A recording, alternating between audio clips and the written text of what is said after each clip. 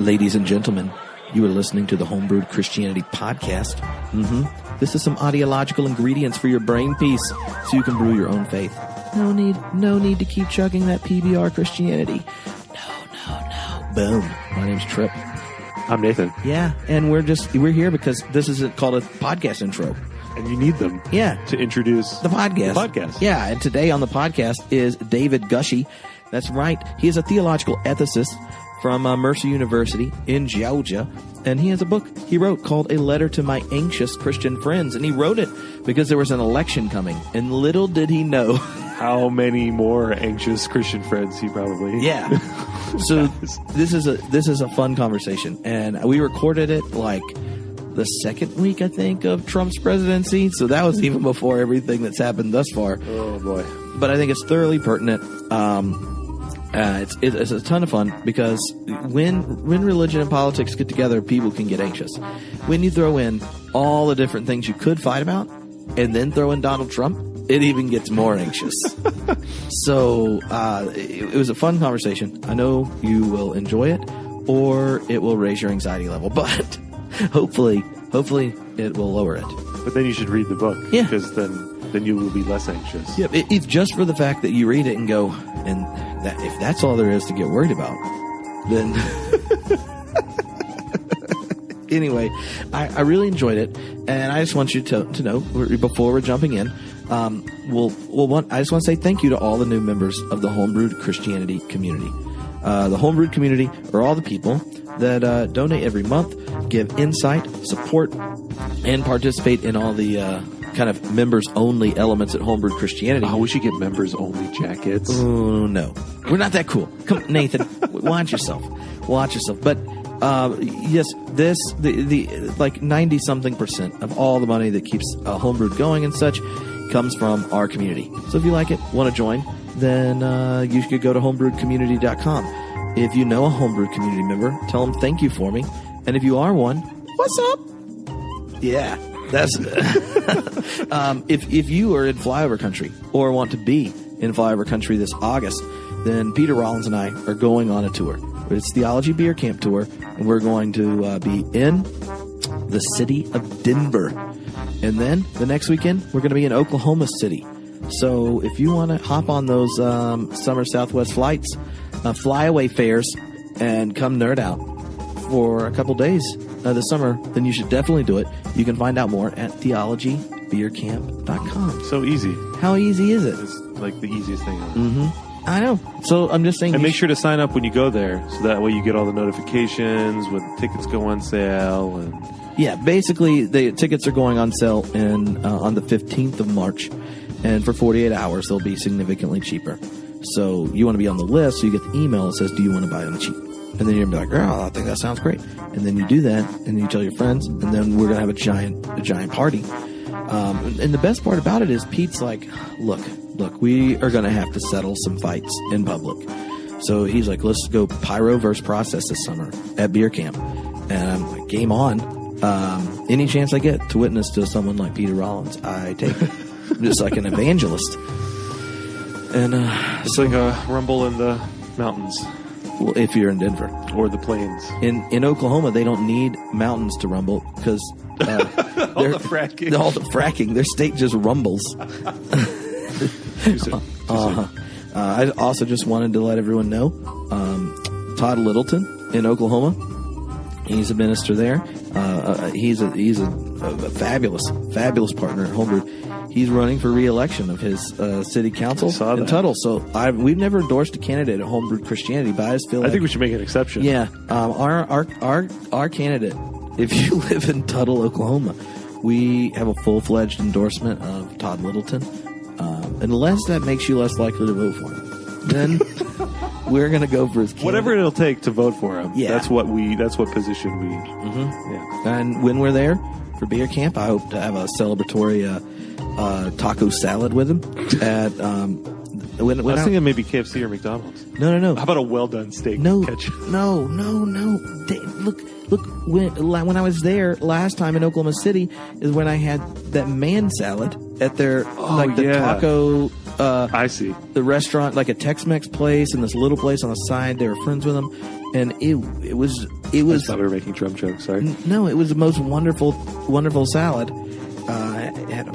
It had a lot of things on it that it's very different than salads you get in California. This is one of those places where if you could eat the whole thing in under 30 minutes, then it's free. It's something like that. Anyway, yeah. So guess what? Vote Todd.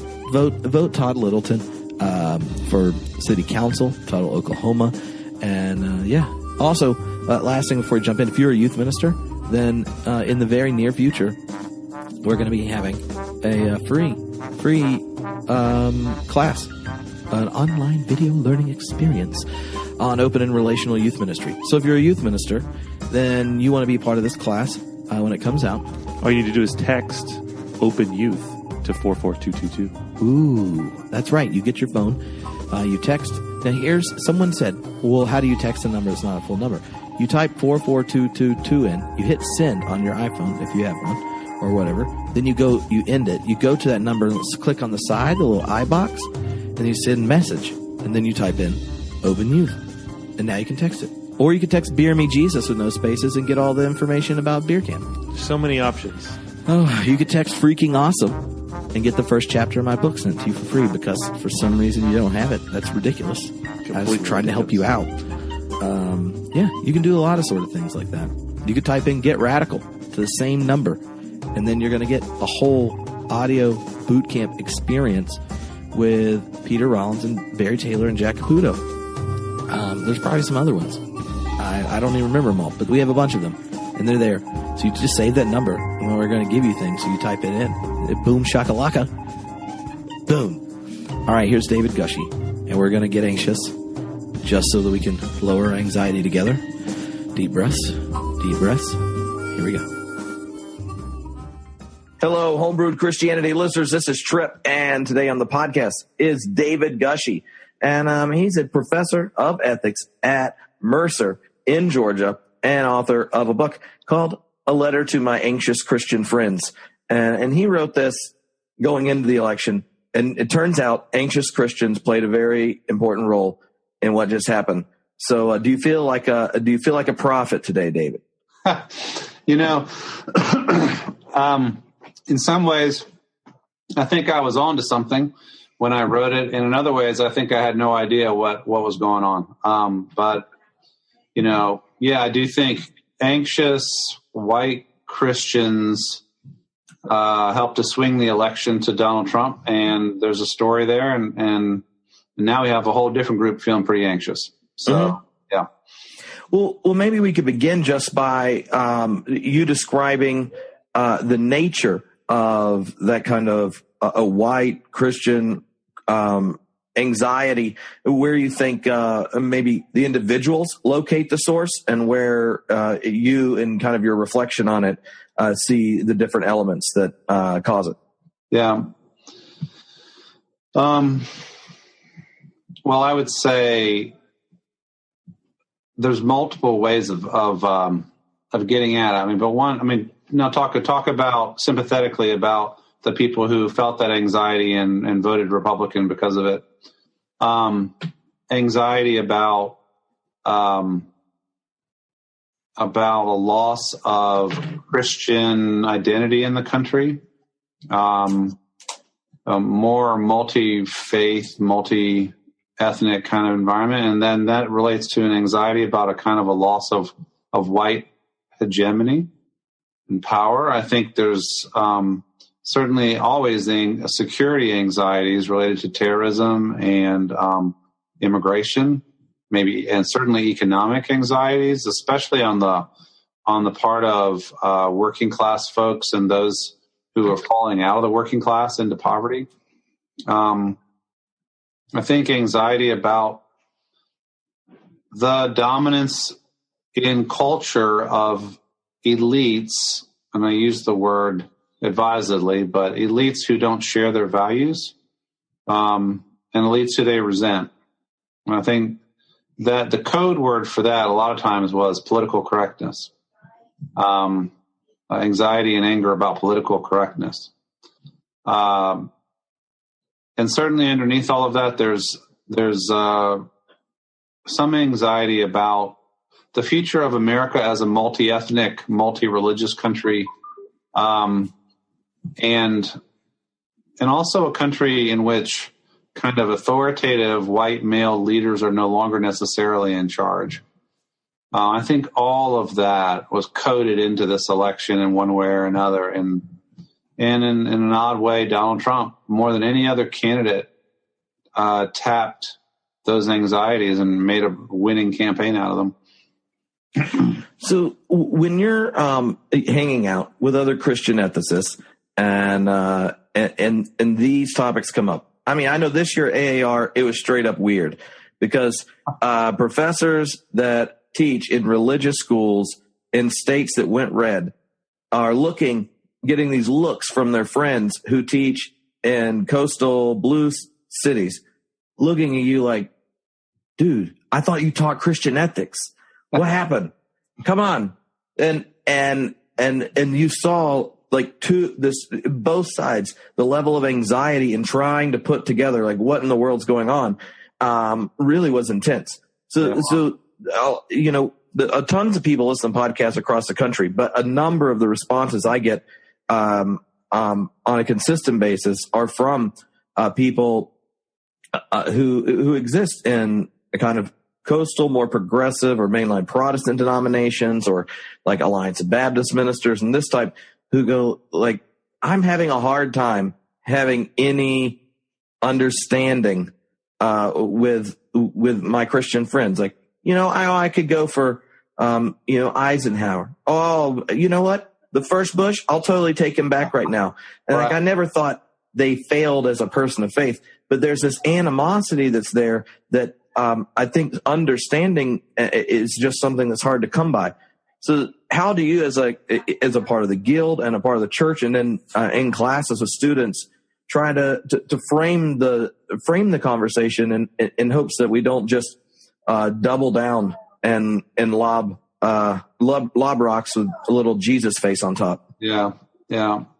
I was at that AAR meeting and it was 2 weeks after the election, and my guess would be that 97% of American Academy of Religion majors voted for Hillary. I mean, well, Jill had a number of them. So I knew there were some Bernie or busters that went Jill Stein. Right. Okay. So Hillary or to her left. Yeah. Right. So if you did it, how many voted for Trump?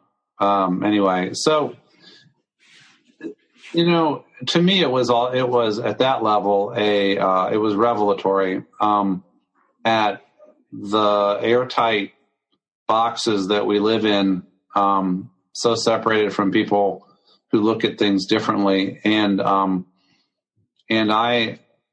was humbled by the results because I was sure that given everything that Donald Trump had said during the campaign, that there was no way he could be elected president, So I've been rethinking too. Academics are leading academics, especially at elite schools, especially on the coast, are exactly the objects of the derision and the rejection that helped to fuel Donald Trump's election.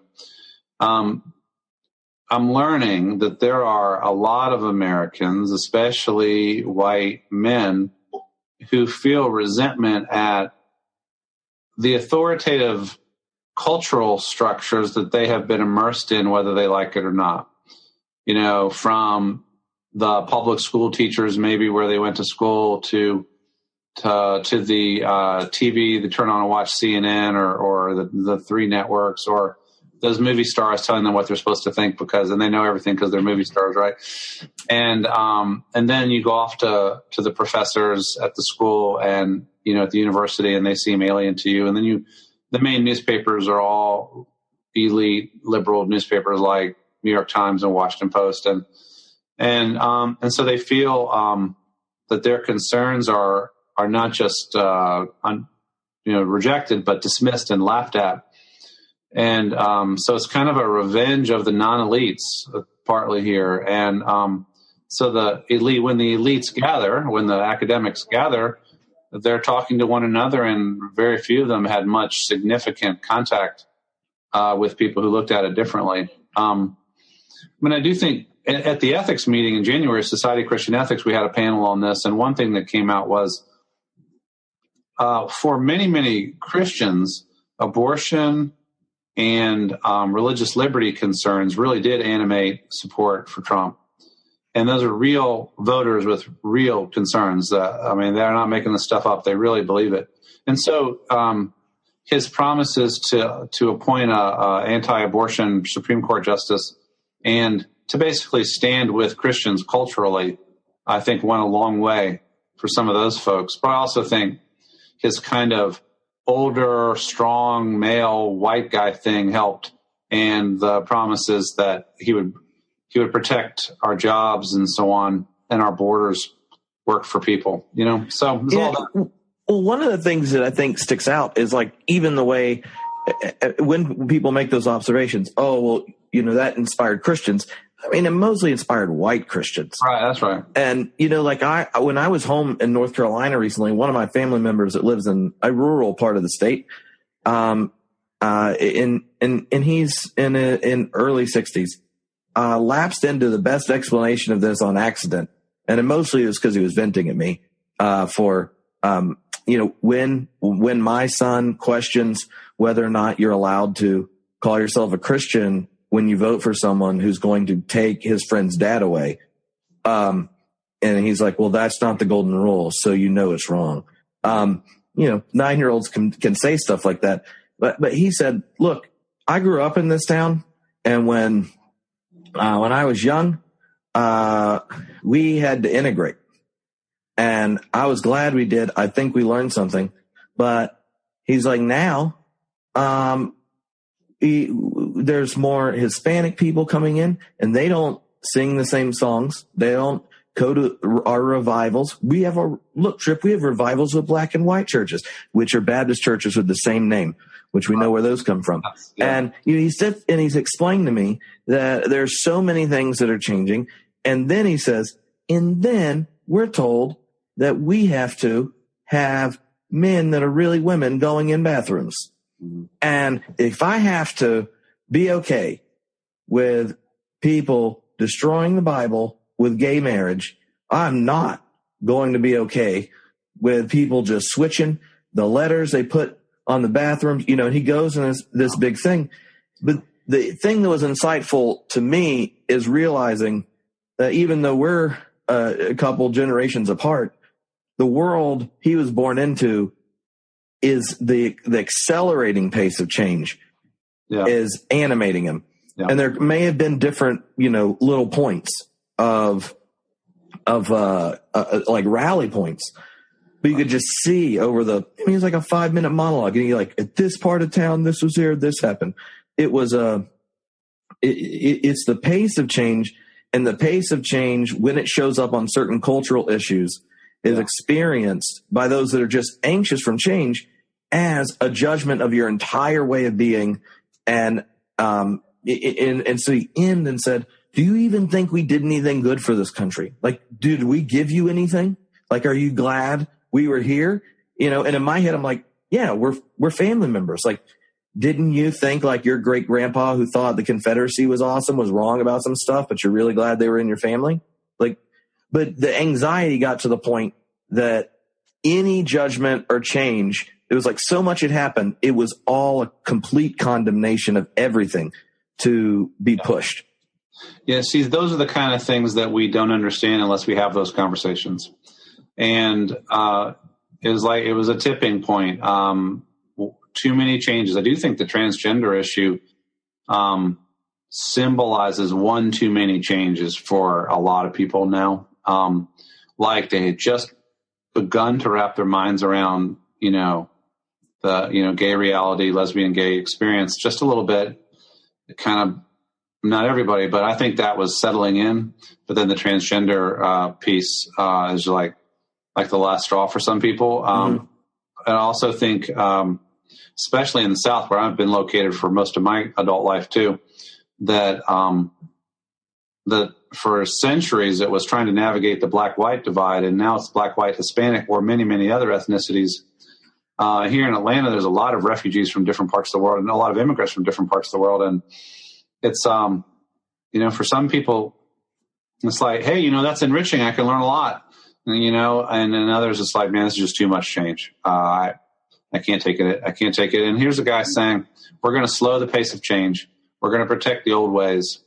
And I'm going to be mean enough, tough enough, son of a gun to make it happen. And even though he didn't exude Christian values at all, he exuded a kind of last stand of the old guard kind of thing, which has been, I think, reflected in everything he's done in his cabinet appointments and everything since. Well, so as an ethicist and leader in so many different conversations in the church, I'm interested in what wisdom you have for how other leaders frame the conversations, right? Because in one sense, if you went through the issues that you talk about in the book, clarity on what God wants when it deals with immigration. I mean, there's just some straight up things like, and every possible thing about immigrants includes don't be a dick. But they're also like, treat them as your firstborn. Oh, you realize that you were slaves somewhere and were liberated, and that's how you found out who I am. So you should probably treat other people that way. Like that issue or climate change. I'm sorry, but there's not a lot of ambiguity about it. And we do know that what refusing to act leads to the death of our great grandchildren, and even more, the death of people that don't even benefit from energy consumption at the rates we do and stuff. So if we took the issues abstractly, it's like we would turn towards people we are theoretically sharing a public square and life with and look at them and just go, you're an ignoramus, you're committing ecocide, you won't acknowledge that you're racist and fascist or what. You have these this energy builds up. Right. So we have to deal both with the reality of the issues, but also the reality of the people we live life with. And, it's hard enough for my wife and I to make a budget. And we love each other and promise we weren't going anywhere. And just deciding how we spend money and use our energy and what values we want to emphasize with our kids. That's a complicated conversation. Wow. And now we're at a point where I feel like as a nation, we have tribalized where just conversing equals threat to our identity. Yeah. And so I feel like the anxiety that you describe in the book has just intensified to a point that I know ministers are either joining the outrage on either side and signaling that's who you're allowed. That's who you're allowed. Who should be here.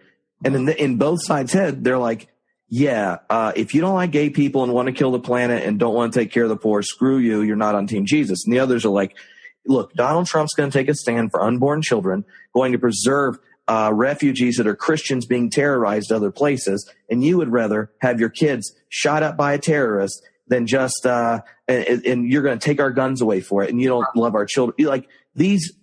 You can understand being in those positions, but I don't understand what we do as Christians where we don't want those terms to be how we gather, how we interact, how we bond.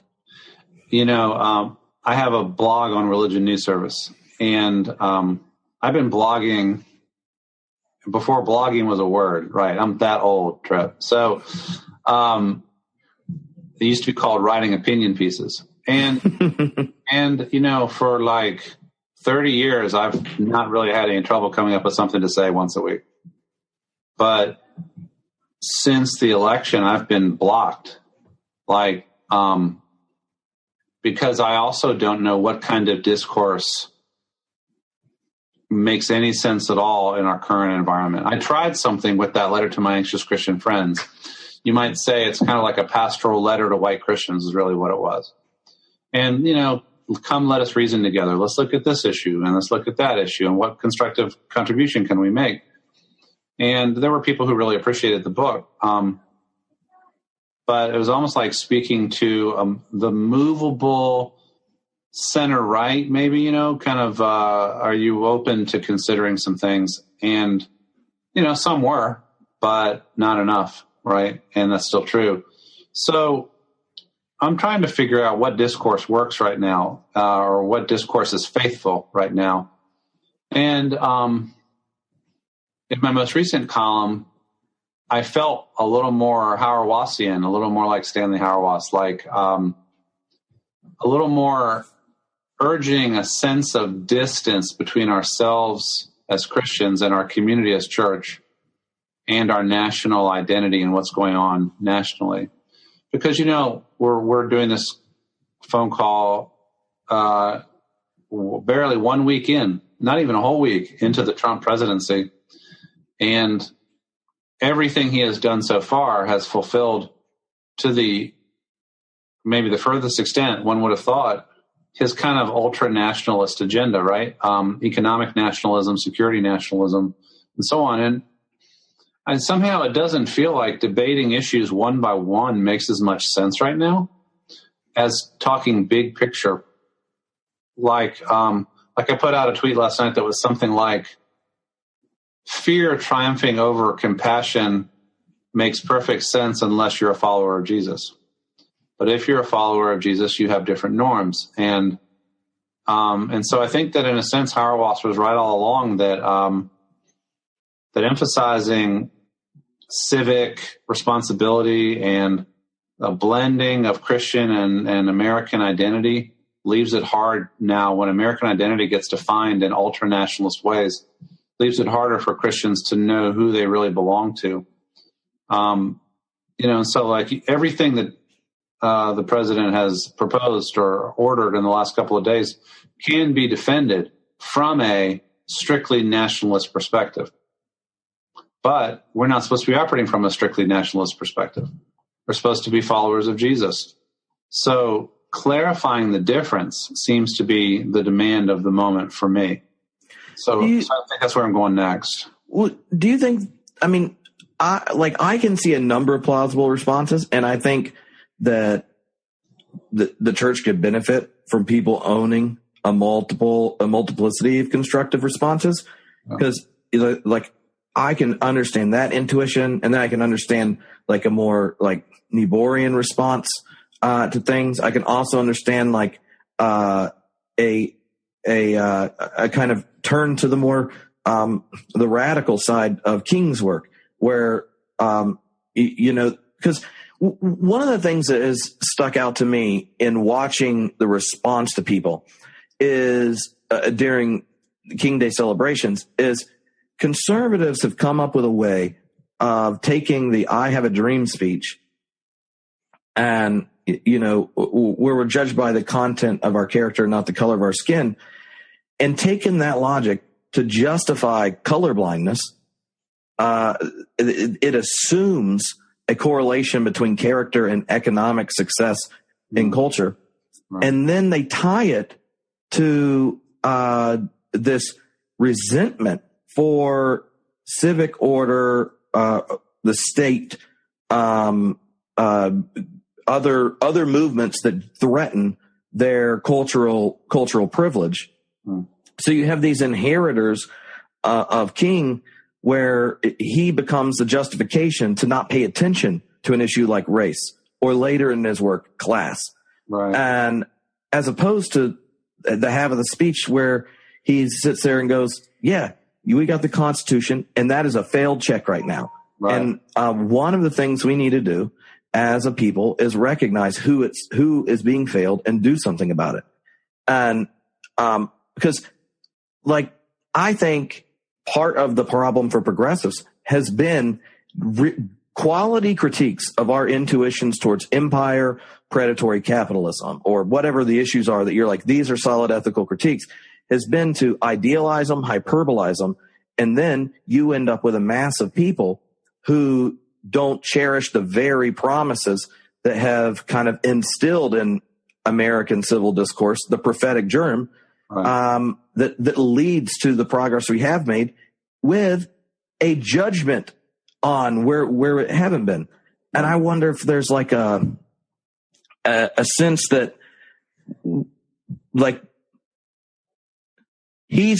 Trump represents such a parting of the ways from what could have been the fruitful relationship between the left and the right in America in different times and places, that there's something to be gained by arguing for reinstilling the kind of value of the nation and citizenship for the good of each other and the world, in a culture that's now more pluralistic, in a world where the problems aren't figuring out what to do after World War II, but what do we do in a globalizing market with the ecological crisis impending and the growth of technology changing what a vocation and income look like. Yeah. And I'm sure there are other options as well, but in my head, I think there's like the lack of clarity that we have, really kind of, leaves us turning to say stuff like,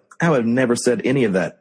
Till then, I'm like watching Trump, watching the RNC, and I'm like, this is the least American thing I've ever heard. I thought y'all were like, you can't tell me that this is what Papa Bush wanted to do. He would have thought this was nuts. Yeah. And George W. looks pretty good right now. Yeah. Look at George W. on immigration. Yeah. He was called being human. That's what he was. Yeah. And it was, but even he would point out like his views on that were tied directly towards contact with someone different, like in his family, and when ethnic diversity got brought into his family, everybody evolved. When issue around preventive health care for women and stuff became an issue in their family, all of a sudden they were Planned Parenthood supporters. And then they obviously figured out how to way not to tell people at the right time during their election stuff. But like those contact points, I worry are getting dissolved, and the logic to put yourself into the public square outside of your tribe are under threat. And that might be a bigger threat than any policy. Another way to say it is who on the scene is able to articulate a deeply value-laden progressive vision for the American future, that can win at least 53% of the vote, given that's how much you have to win, and 270 electoral votes against this hardline nationalist vision, which I think is coalescing as the new Republican vision, and with very few exceptions. Hillary was not able to do it in this election cycle. And sometimes with the progressive rallies and such in response, I'm not hearing a really articulate, here's an alternative vision of America that could be appealing to anybody other than the people who already believe it. You know what I mean? And one of the places that comes from, which if you were to write like the companion book to the now newly anxious progressive Christian edition, I think one of the places it comes from is if you are like, my family goes to a church that is only 1/3 white. So I don't know how I would have walked in there on Sunday if I was like, hey, he's not going to be that bad. You know what I mean? Come on, friends. Like that just wasn't going to happen. And when you have in your life people with that type of diversity, like on my street, I mean, I live in Los Angeles, but there are 5 different religions, non-religious people, and then a Presbyterian elder who's also works volunteer status at the Buddhist temple. So, like so much of the sensibility that got plugged in this election is just abhorrent. And all I mean, I had friends that chose not to take ministry jobs in states where Trump won and leave blue because they don't want their kids around that. They're like, I don't want to go witness to them. That can be someone else's job because that junk can get on white kids by osmosis. You know, and you can hear him saying this. And so some of that response, at least especially from white progressive people, is just to let people know, like, I'm as pissed as you, and I'm going to be here for you.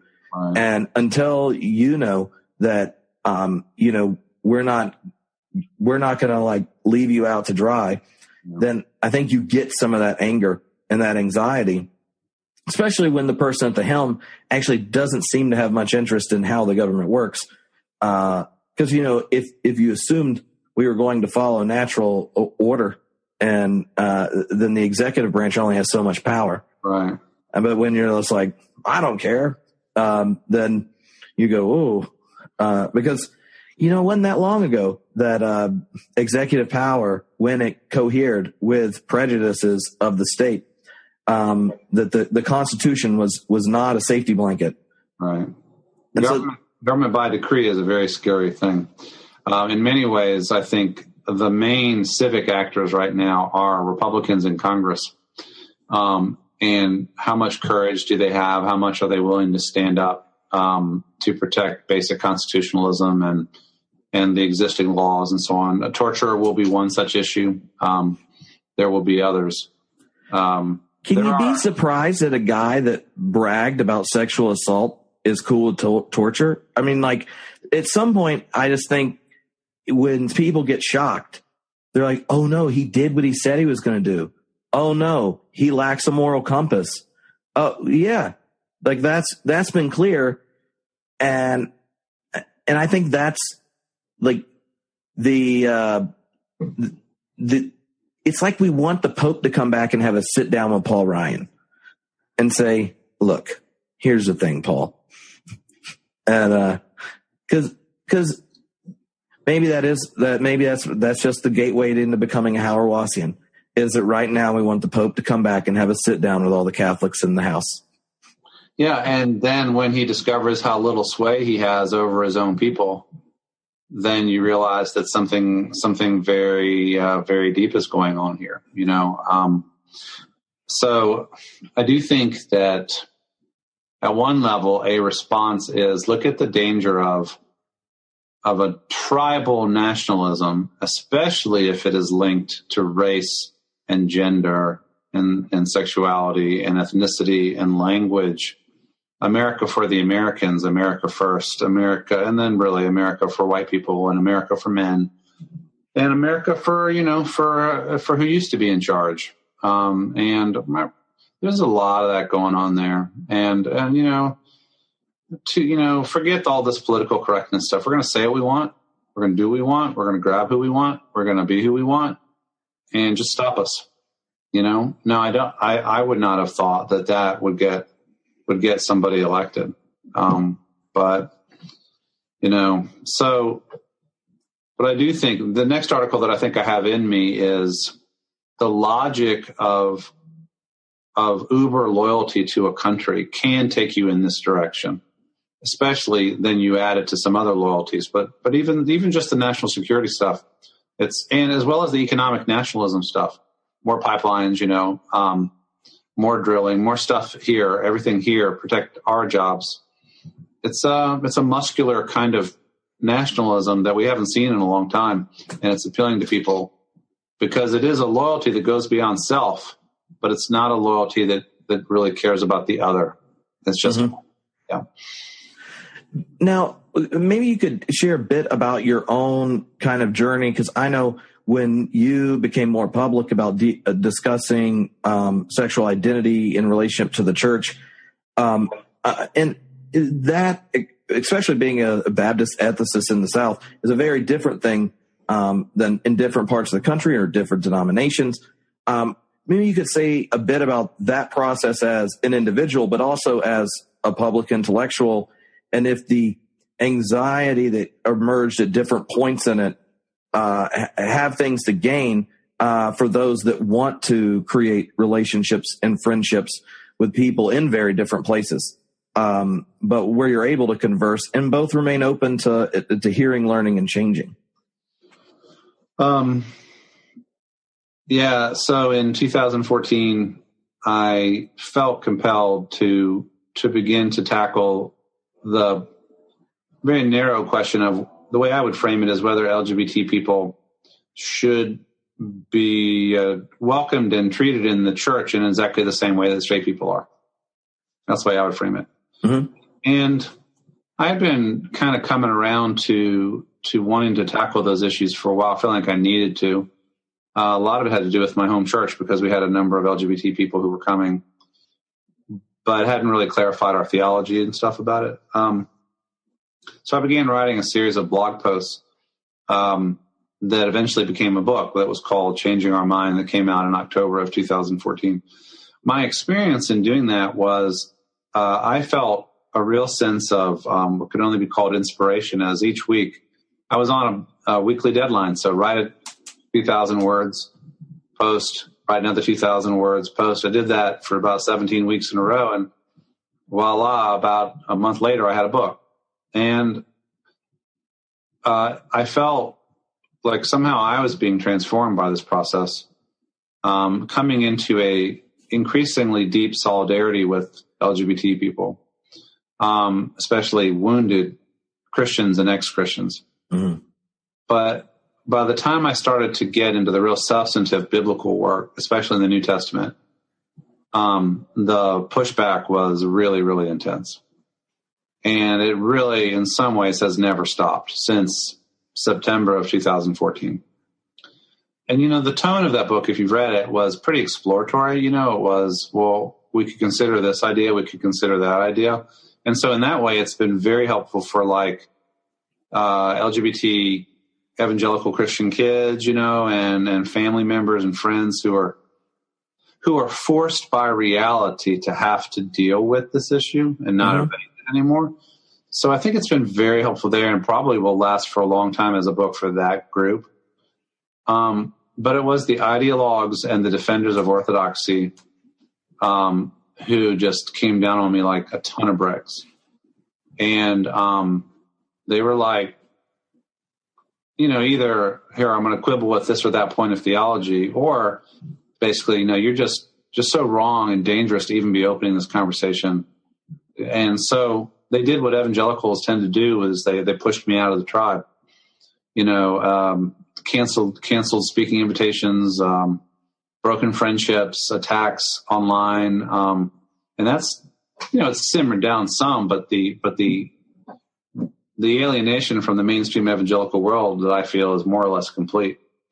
And I feel like I've joined that community of the ex, the ex-evangelicals, the post-evangelicals, mainly because I was pushed out.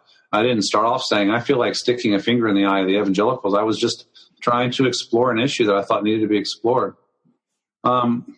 So your question makes me think of it this way.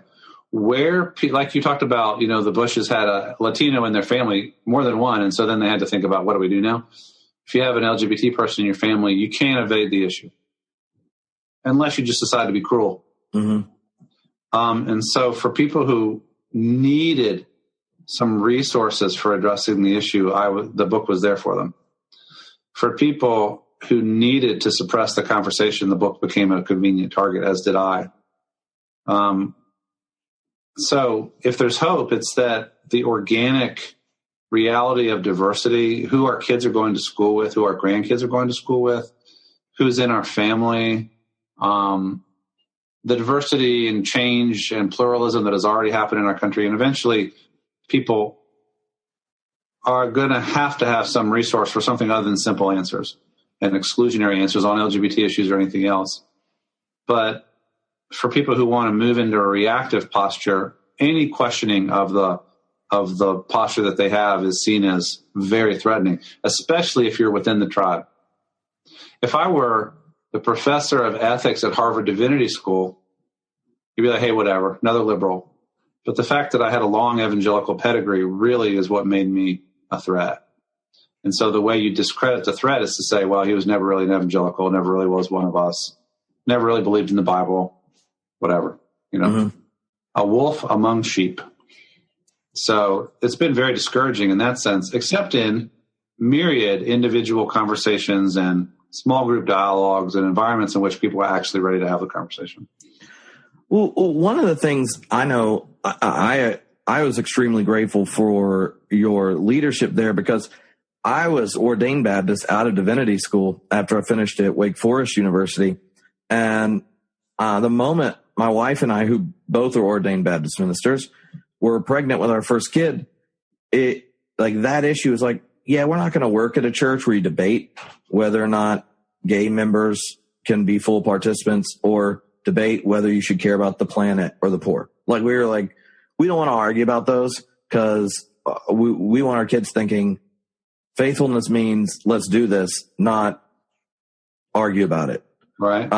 And it meant that since then we haven't had a Baptist church that we served in.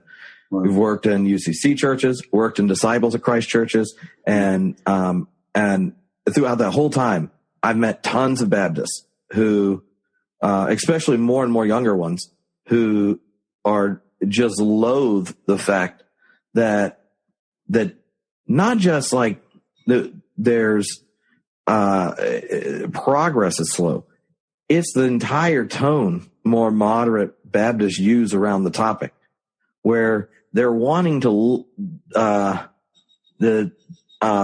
I don't know. As a minister, as a campus minister, I was a campus minister at UNC Greensboro during divinity school, and it was there where I realized, like, what we treat as a theology thing, figuring out if you are a good Bible believer, is a reason a young 19-year-old just moved to college is going to cut herself or not because she thinks she might be a lesbian. Mm-hmm. Or whether someone's going to making horrible, unsafe decisions trying to prove themselves straight at parties. Or whether someone is going to get up in the morning and look in the mirror and think, does God love me? Is God torturing me by making me this way? I've had one of the listeners of the podcast that was a megachurch minister who listened, on the DL, not to, cause you can listen to a podcast without getting caught what's on your iPod. Right. He called me and talked because, he was in this process of kind of like thinking it through and how do you describe it to your congregation and stuff. And then he had a teenager commit suicide, because they couldn't help but not be gay. And at no point, he's like, I hadn't said anything about it for years, but the silence, we all know what everyone in the room believed, even if they didn't. Mm-hmm. And so what do you do about it? So I know that if there was space in the evangelical world where that's not something you argue about anymore, that there are plenty of ministers in lots of places who would gladly show up at a place where they assume you read the Bible and pray every day. No. And don't freak out when you pray before a meal. Cause it's all the ones with high Christologies in mainline denominations. And so I'm interested if you think there's like, what does that process look like when you're spending time with leaders in denominations, or maybe what are places kind of, previously excommunicated or walked away leaders can engage it to get to a more fruitful place?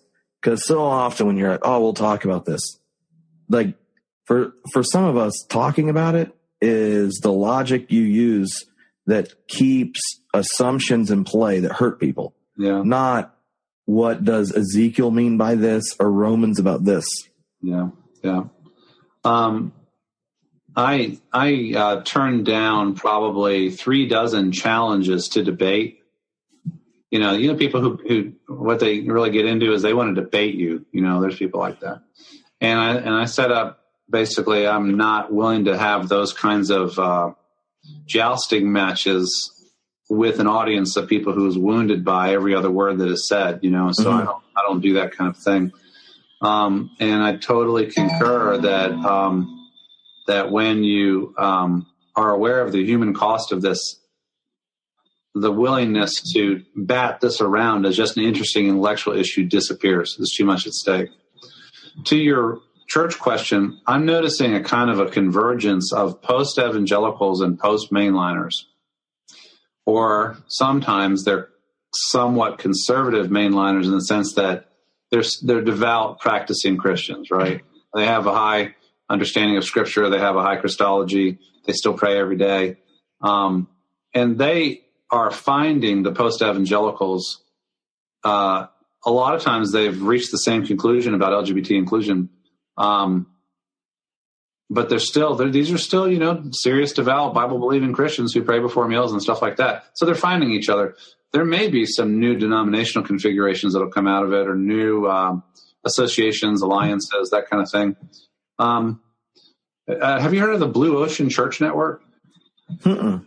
It's emerging. I think that the source of it, at least most of it, is vineyard people who are unwilling to deal with the conservatism of the vineyard on this issue, and so they're moving on.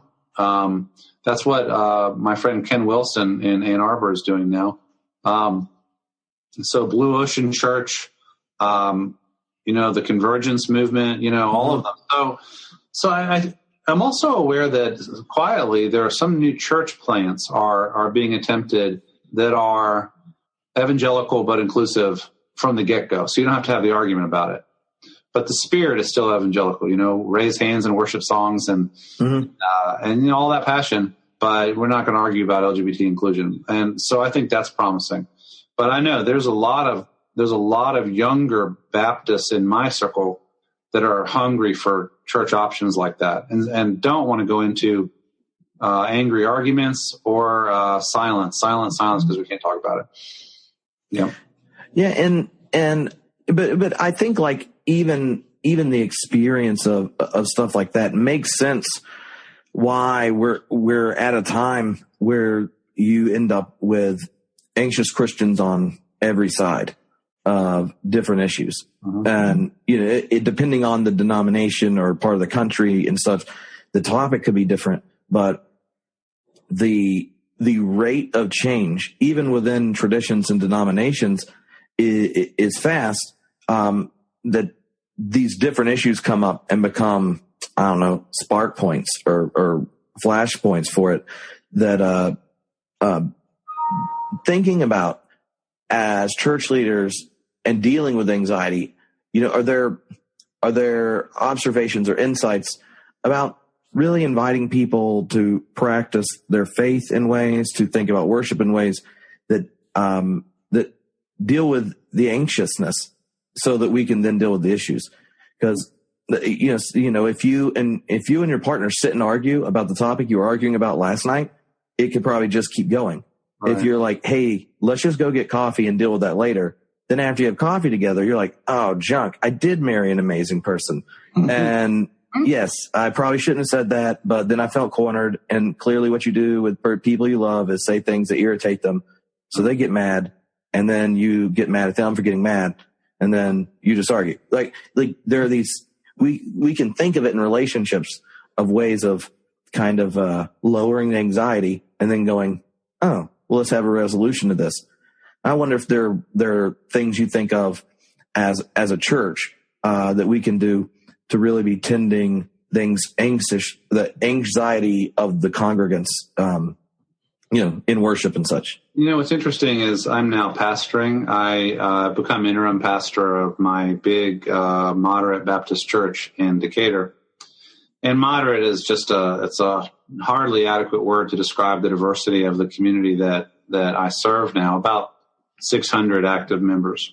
And one thing I'm doing is trying to make worship experiences as richly Christ-centered and richly biblical and theological and passionate as I can, to just have everybody anchor more and more deeply on the source of our faith, the center of our faith.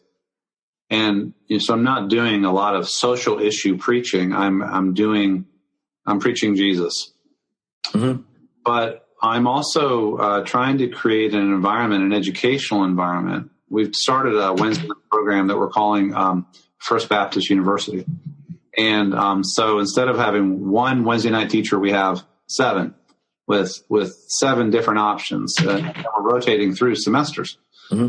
So I don't know if others are doing anything like this. But in a sense, I think people feel anxious if they feel like their intellectual and moral concerns are ignored. But if you create a menu of diverse educational options, then in a sense, everybody knows that they have a place in the conversation. And so let's say right now we have one group's on C.S. Lewis, one group's on the history of the Bible, one group's on restorative justice, one group's on financial peace, and there'll be others. And as the weeks go by, months go by. So maybe you go to your home tribe first But then maybe you visit in somebody else's kind of home tribe for a little while. And so the justice people say, okay, well, I'll try a Bible class next, or I'll try a C.S. Lewis class next, or, theology of part or whatever. And then you try something different. People need to know that there's not just one way of being Christian, and the different flavors of concern and interest and so on, that everybody gets a place, but everybody's going to be challenged to be open to the Christian vision that other people have. That doesn't mean that I would sponsor a group that I was teaching something that I thought was fundamentally anti-Jesus or anti-biblical. But there's a wide range of stuff available even within that parameter. So one of the things I've learned from talking to conservative folks is they have often felt silenced. They feel like, you go to state U and you say, but what about abortion? I really have a problem with that. And then you just get slapped down. Mm-hmm. Just, you're stupid. How could you even think that? When people feel shamed like that, they get really angry. And so I think church needs to be an environment where nobody's shamed in that way and or silenced. And if somebody is able to surface the dissenting view, and it's a safe place for that.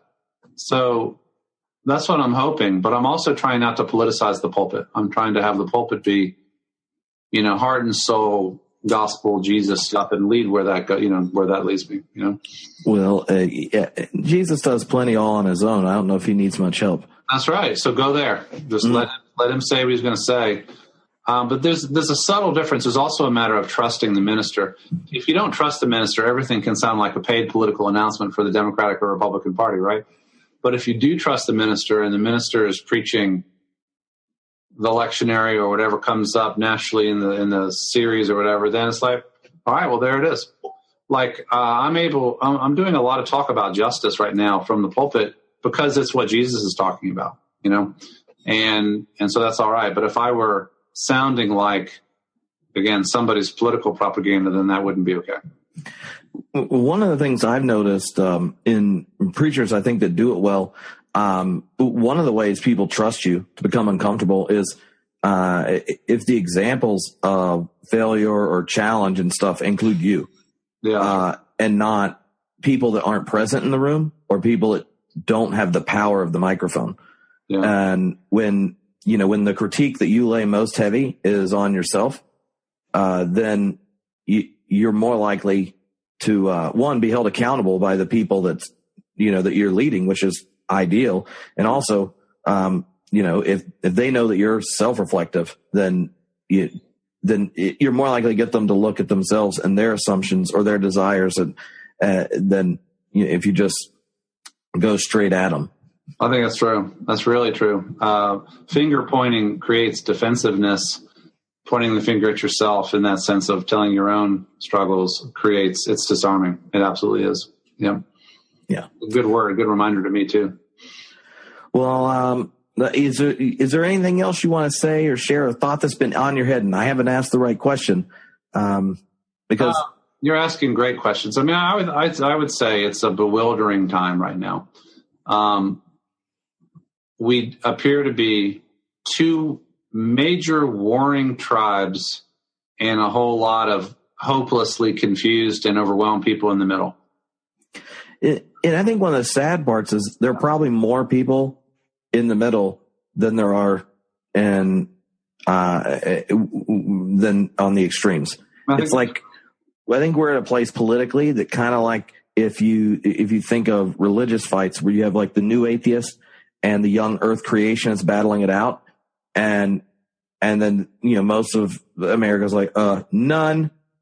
And, why? Because that's apparently what the options are. You're like, I don't like those. Right.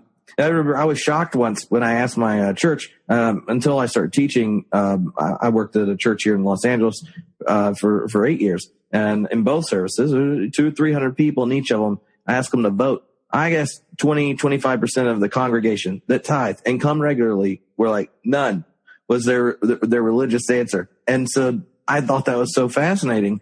But I think it is connected. There are so many people on journeys of faith, and they're like, I don't like those options. And now we're at a time we're like, what does it mean to be an American and a citizen, things like that. I think people are feeling polarized, which raises anxiety because you're like, well, where's the leader that can lead without dehumanizing? Yeah. And, I think of it, you had the Friday people, the inauguration people, then you had the Saturday people, the marchers, and some of what was said at the marches were not all that good either. Right. And it's like, so who speaks for those who were not spoken for on Friday or Saturday? And I would hope that church at its best could do that. I've just got to find our voice again. And it's going to take a while, I think, because it's a disorienting time. Mm-hmm. Well, thank you for taking the time to hang out on the internet. Hey, you're welcome. Hey, can I do a pitch? Oh, yeah, pitch away. I have written a memoir.